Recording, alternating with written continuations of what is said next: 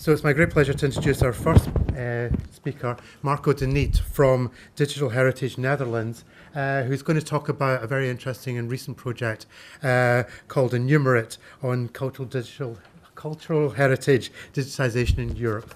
Marco, please. Thank you, Ian.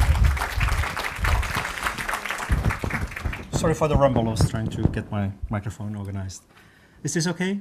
Can you hear me in the back?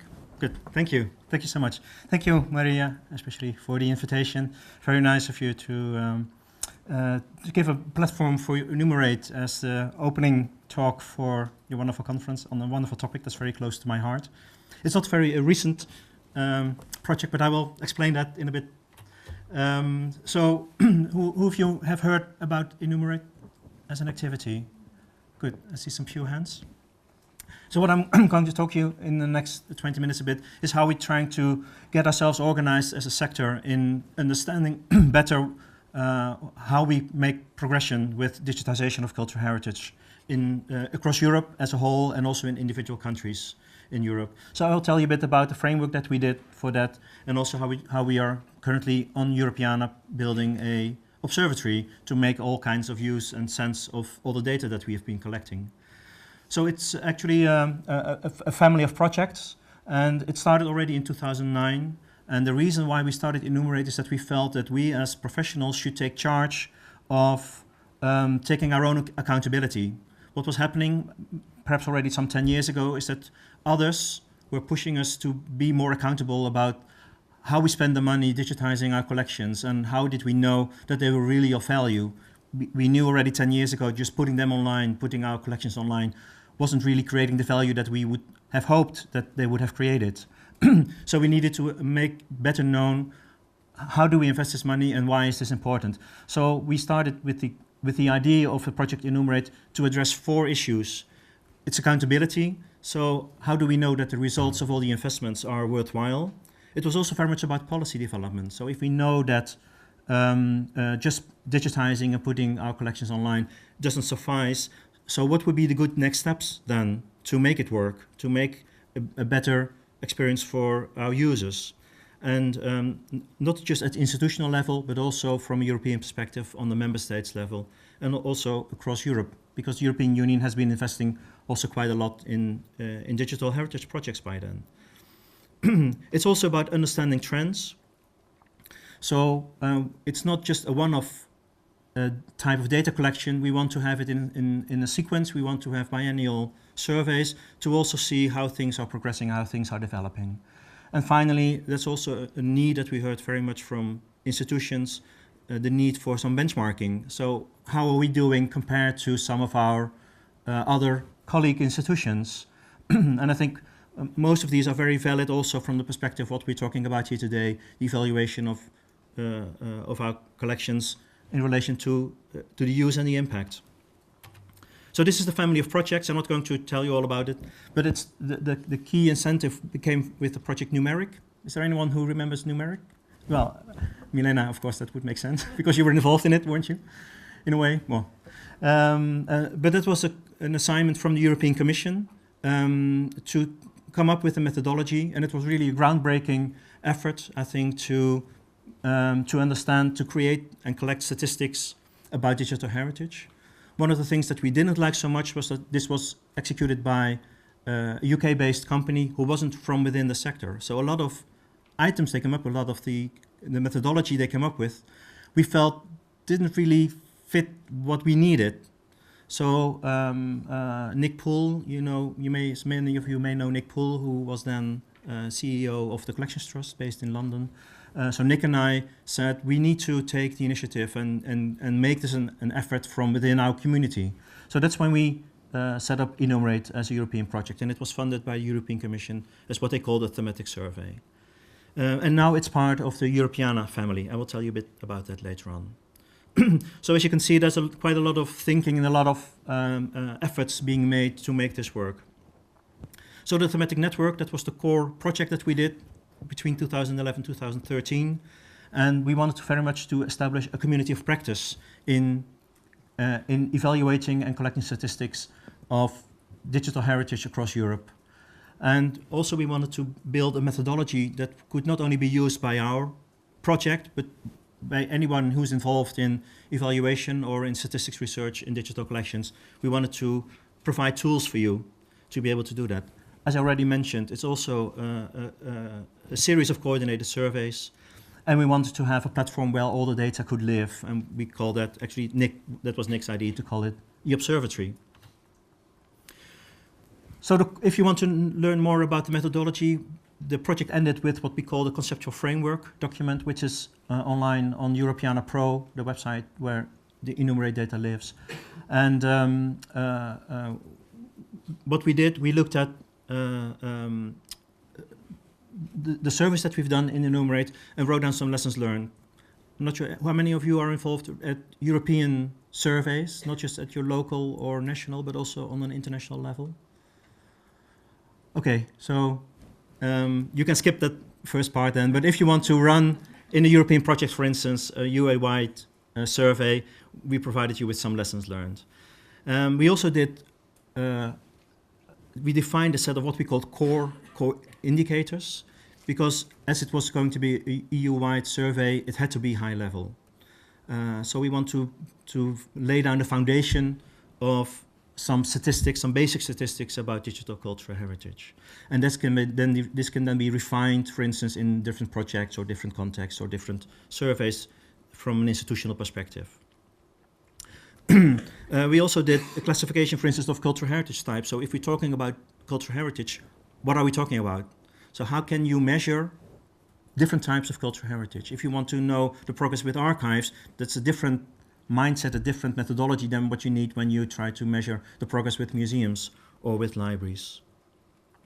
And we also, did some recommendations for you, for people like you, professionals who want to run future surveys. So I said, enumerate focuses on core indicators, and these are the 4 issues that we have collected data on. It's about supply side, so how much has been digitized so far across Europe in digital projects. The topic that's really core to what we're talking about today, we collect statistics about access, use, and impact, so the demand side of the digital collections. And when I talk about digitization, we moved in Enumerate not only just to about the digitization of physical collections, but we also have questions about born digital materials. I will show you a graph in just a second. We also look at the economical side of it, so the cost, how much money is involved, is the division about budgets, how is that taken care of, for instance, incidental upfront costs against the structural costs. And also a final topic we address is digital preservation. For instance, how many institutions already have, in a professional way, planned their own preservation strategies, and how many have engaged in partnerships. But that's for a different meeting. Sorry, William, I'm not going to tell you anything about that. Okay, so just to show you what kind of information we have gathered in several surveys. This is I will show you the data from some of the research we did last year. This was the 3rd core survey we did. And this is one of my favorite slides, of one of the favorite type of data that we've collected. It's not really related to the topic of the conference today, but we asked institutions, do you have digital collections in your possession, and do you have a professionally written document in which you lay down your digitization plans? And as you can see, many more institutions, the percentage refers to the amount of institutions, have digital collections, but much less, about half of them have digitization plans. And to me, this proves that we're still very much in an ad hoc type of digitization. So there's a lot of digitization has been done with project funding, so there's quite a lot of incidental money that we use for digitization. And we're still in the phase of making ourselves a bit more conscious of all the consequences of having all these digital collections. I already briefly mentioned, we also ask about born digital collections.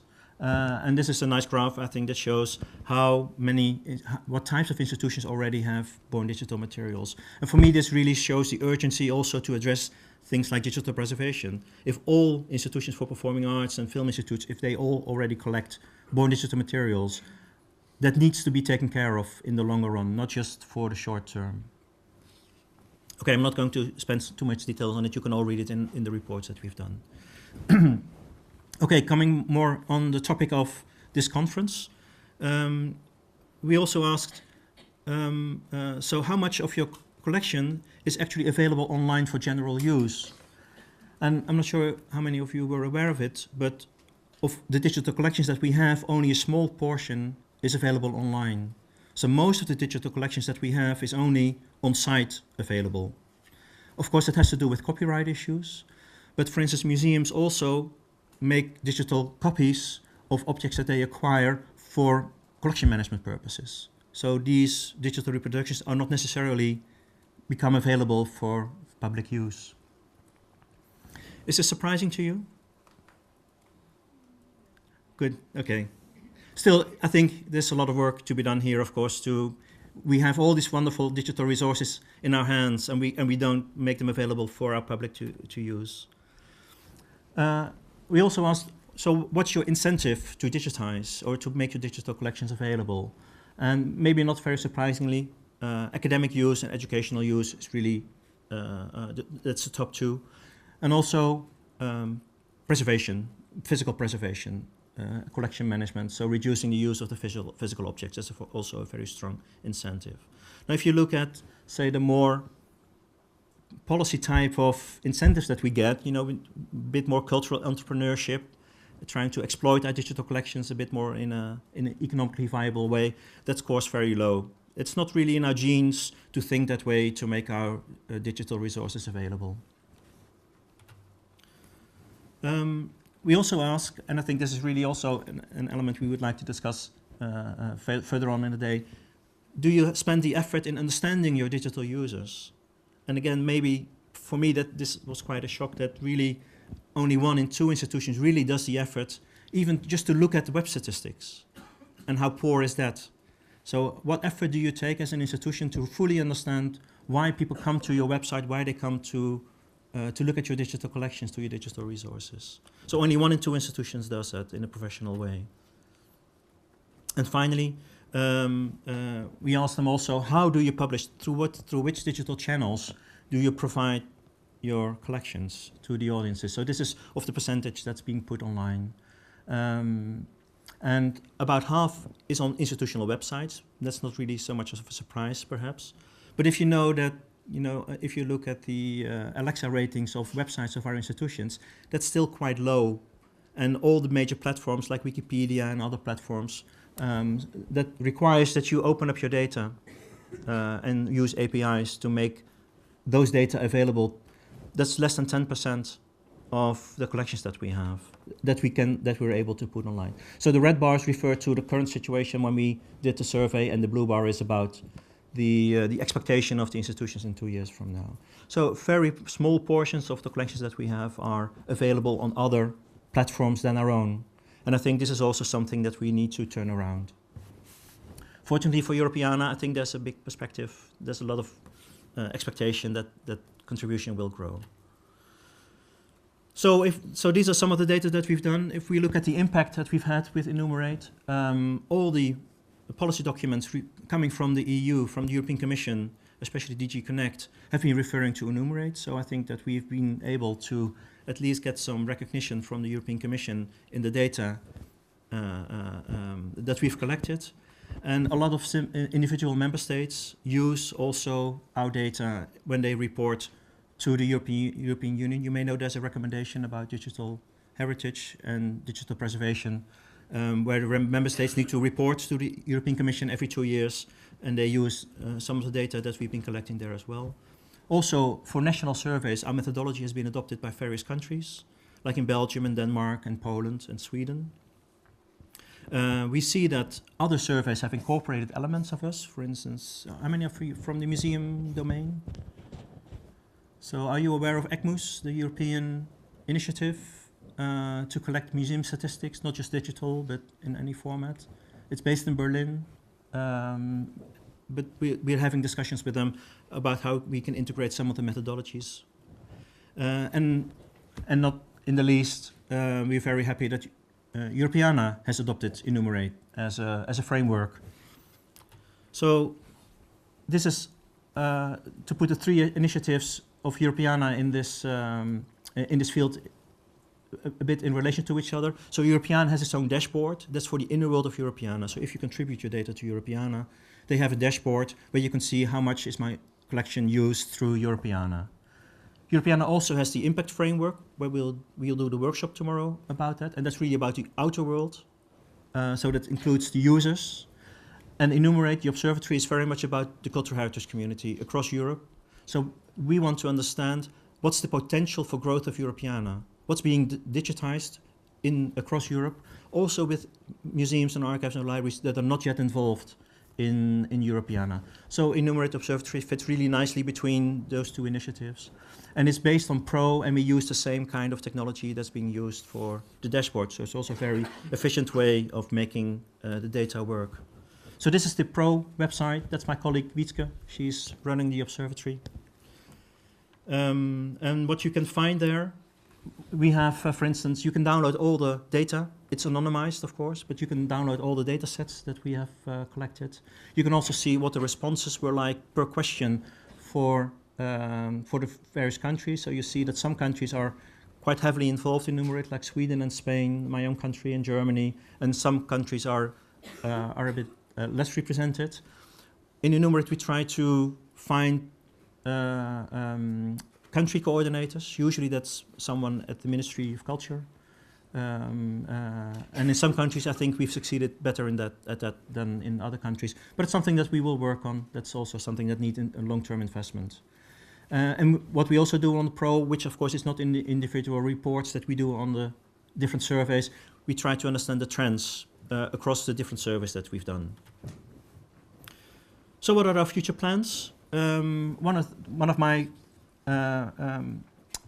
biggest ambitions, I think, in this respect, is how do we get out of the report mode? Because there's a lot of statistics and a lot of intelligence available in different survey reports that not only we have done, but if you look at this whole range of European projects that have been done in the context of Europeana, for instance, many of these projects start with understanding the context and understanding the ecosystem. And there's a lot of intelligence put down in these reports, but often they don't get spread across different user groups other than the project team. So we want to collect this data and put it online in the observatory. So it will be dynamically presented, and it will be available also out of the context of the report that it was, or the survey that they came from.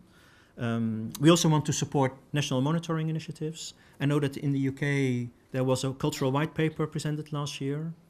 I'm not sure if there are already some plans for monitoring at UK level. UK has been quite weakly represented in ENUMERATE so far, I'm afraid to say.